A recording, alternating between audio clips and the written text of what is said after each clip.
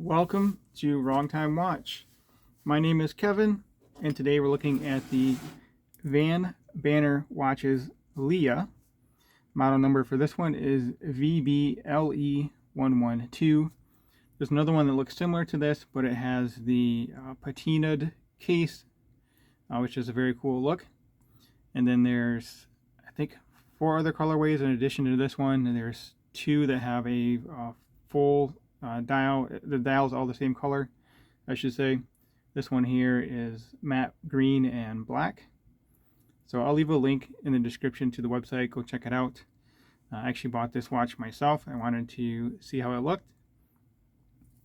It fits very large on my wrist. It is a large watch, but it's a fun watch. It's unique. I think all their watches are pretty unique, all of VanBanner watches. So price for this one is in Canadian dollars, so with the exchange rate for US dollars, it's, I think last I saw it was $219 and some odd cents, so somewhere right around $220 is what you can pick this up for. Rated to 300 meter water resistance. Has a little plaque on the side here, or a tag. Looks like it's riveted in. Of course, it has a screw down crown. The case is, well, it's rounded and it's angular. It's a unique looking watch. Solid stainless steel rotating bezel here. So yeah, 300 meter water resistant military style watch with a lot of lume, which we'll look at towards the end of the video here. On the website, they're calling it a field diver. Looks kind of like a combination of a field watch and a dive watch. Unique in that it has the hours in the inner ring there, and then the outer ring is the minute scale. And then down here you have the date. Normally I don't really care for a date window that shows more than one date, but it looks kind of neat on this watch, and it reminds me of maybe something you see in an airplane cockpit or some military equipment. So I think it kind of suits the watch here. And then even that, I don't know what you call it, a chevron or that arrow indicator up there. It looks very military inspired. Now let's zoom in on the dial here. It is a sandwich dial. So what that means is that the dial is cut out for the lume to show through underneath the main dial there. And as far as the lume, it's a combination of C3 and BGW9 lume. On the dial, the hands, and the bezel. Well, normally I say bezel insert, but this is a solid bezel. It's all one piece of 316L stainless steel and is PVD coated black. So on the dial here you can see VB for VanBanner, or if anyone from Australia is watching, it's the name of a beer brand down under. Let's focus back on here. What does that say? Oh, okay, water resistant 300 meter, which we already discussed. And then down there at the 6 o'clock position, you can see it says automatic. So yes, it is an automatic movement in this watch. It is a Seiko NH35 movement. So specs for that, hand winding, hacking, 41 hours power reserve, second hand beats at 6 beats per second. Let's see, what does it tell us that on the case back? I forgot if it tells us the movement or not. Yeah, there it is over there on the right hand side. NH35. And then you can see VanBanner watch, yeah, 316L and sapphire. So yeah, the movement looks a little small in there because the case is so large. Okay, let's zoom back out here. We'll talk about the crystal. So it does have a sapphire crystal, as the case back indicated. It is a flat sapphire crystal, and there's a bit of a bevel cut on the edge here, so you can see that kind of has like a prism effect to it, distorting the light. So I think it looks pretty cool. Bezel action, a little bit of back, yeah, there's some back play on it. It feels a little different, maybe because it's a solid 316L bezel, or maybe it's the coating, I don't know, but it feels a little bit different than what I'm used to. So yeah, there's a little bit of back play, but not a big deal. Again, for $220, I think you're getting a lot of watch here, especially if you consider how much this thing weighs. I mean, you're not paying as much per ounce, per gram, I should say. and there is anti-reflective coating on this crystal as well. So there are 3 layers to this dial, which I forgot to mention earlier.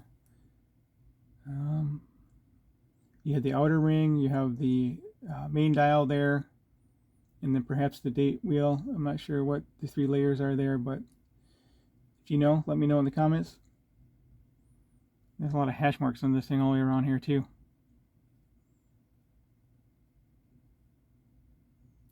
So I guess you can see right down to the 1/6 of a second perhaps. So yeah, a lot of information on that dial.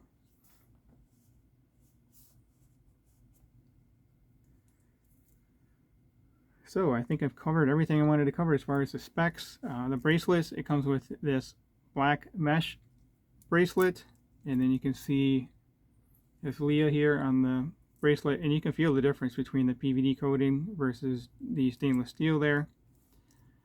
I did adjust this. I think I showed it on the unboxing. It's not too bad. You just flip this open and you can slide this around. I think I am on the actual tightest position here for my 6.5-inch wrist. So if you have a 6.5-inch wrist, it'll work with this strap here, and then I'll show it on the other 2 here as well. I'll remove the mesh here. So it comes with the mesh, comes with leather, 24mm lug width. There's the name of the watch again, LEA. This one has the black buckle, and then if you get the patinaed watch, that comes with a patina buckle.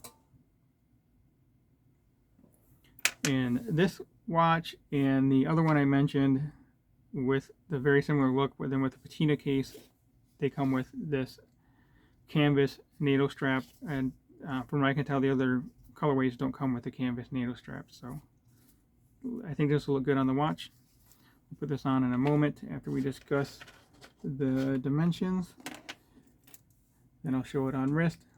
So lug to lug, as you can imagine, is large, 52.4mm lug to lug, 45mm bezel diameter, 14.2 thick, 24mm lug width, and this has a large 8mm screw down crown. It is a loomed screw down crown. Weight as is with this mesh strap, I weighed it at 174 grams. So it's a big, heavy watch. Okay, let me get this on wrist. And I'll put it on one of the other straps here. So yeah, it actually may be a little bit loose, but not really. I think with the heat outside, it would be a good tight fit. So I think I have it adjusted quite well here. So here it is on my 6.5-inch wrist with the 52mm wristband. So yes, this does overhang my wrist a little bit, but I think that's the fun of this watch. It's just a nice big clunky watch. Okay, let me change the straps. We'll put on, let's do the canvas strap, and then we'll do the leather straps. So I will be right back. All right, so here it is on the canvas strap. Took a little bit of finagling to get it on here. With these metal rivets, I can't just pull it through with the spring bars installed, so I actually had to install the spring bars while the strap was in place. So not the easiest thing to do, but I could do it. I think with a thinner needle strap you're not going to have any issues, but the one that comes with it's a bit thick, so I had to install the spring bars after I put the strap in place here. So anyway, let's see how it looks. I think it looks good. The thickness, 14.2 without the strap. With the strap, you're going to add at least another 3mm, so you may even be close to 18mm thickness with this on the strap. But it looks good. I like how it matches with the green and the dial there. At least it looks like it kind of matches. Let me know what you think about that. It's kind of more of a Zulu type strap with these rings here. I don't know how well this is going to work, but let's try it.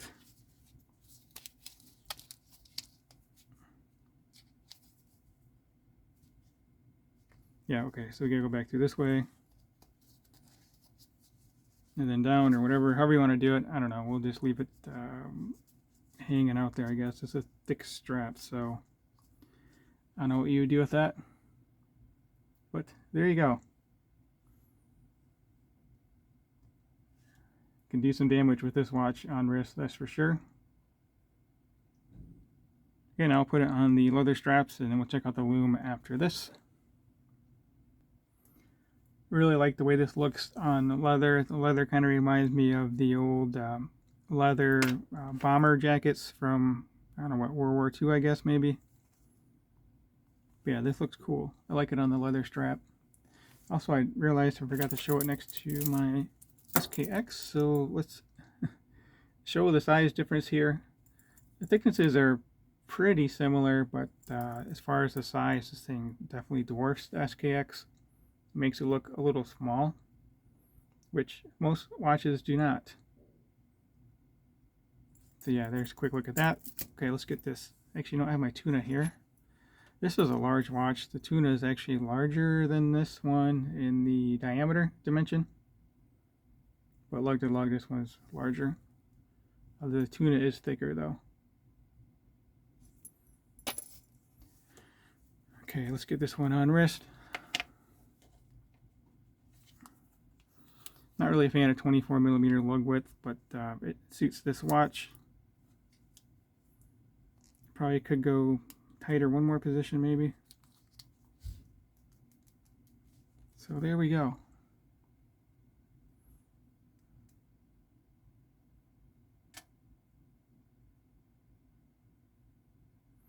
The case is sandblasted. It's not brushed, it's 316L steel, but it's sandblasted, which you typically do not see on a watch. Okay, let's take a look at the loom. The star of the show, I think, will be the loom on this watch here. Well, if you like loom, this is definitely the watch for you. You can see the combination of BGW9 and C3 loom on this. The hands, the hours, and the bezel look to have the C3. And then the minutes, I would say, has the BGW9. So yeah, lots of loom on this watch. It makes the SKX look a little bit dull, which most watches don't do. So, well, that will conclude this video. As always, thank you for watching, and thank you for your time.